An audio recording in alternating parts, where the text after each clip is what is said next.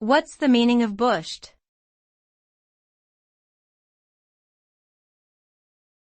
Bushed.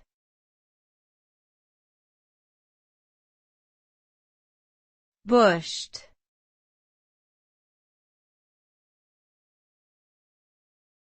Bushed.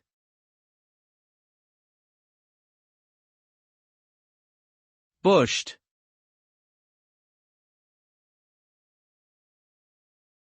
The word bush typically means a state of extreme tiredness or exhaustion. It can be used to describe someone who is physically drained or mentally fatigued.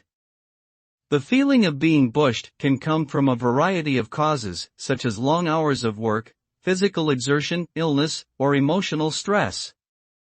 When a person is bushed, they are likely to feel lethargic and may struggle to focus or complete tasks.